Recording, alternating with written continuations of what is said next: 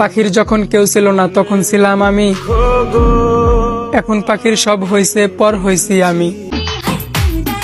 অনেক বড় টেনশনে আছি, বিয়ের পর শ্বশুর বাড়ি গিয়ে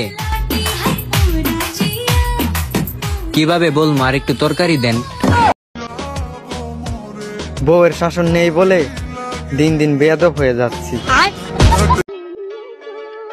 এই মেয়ে, তোমাকেই বলছি, রান্না করতে পারো নাকি শুধু গিলতেই পারো? যারা ভালোবাসেন তার নাম কি? নাম বলতে তো সমস্যা নাই, তাই না? বইলা যান। একটা কথা বলি, রিপ্লাই করবেন কিন্তু। আপনি কি কারো মায়ায় পড়ছেন? আমি গ্রামের পোলা, তোর মতো এত অভিনয় জানি না, তাই মন দিয়ে তোরে ভালোবাসছিলাম। আর তুই আমার এই সরল মনের ভালোবাসায় কলঙ্কের দাগ লাগাই দিলি। তোমার ব্যবহার আমাকে বুঝিয়ে দিচ্ছে তোমার কাছে আমার কোনো মূল্য নেই, কিন্তু আমার এই অবুঝ মনটা বুঝতে চায় না যে তুমি আর এখন আমার।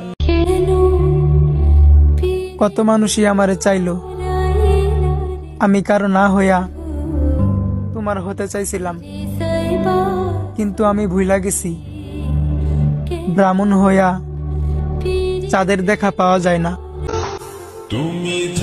সবাই ঘুমিয়ে যায় সুন্দর সকালের আশায়, কিন্তু কেউ কি এটা ভাবে যাকে কষ্ট দিলাম সে এখন কিভাবে ঘুমায়?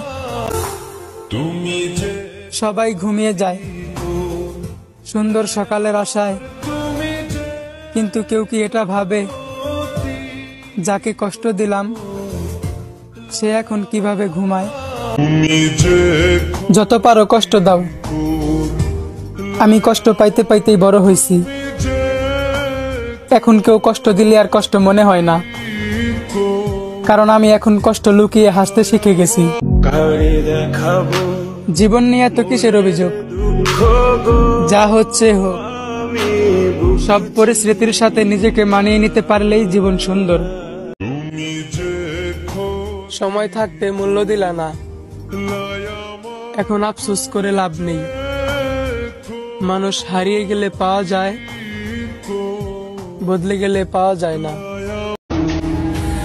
কি সাংঘাতিক তুমি, এত দূরে থেকেও আমাকে তোমার মায়ায় জড়াইয়া রাখো।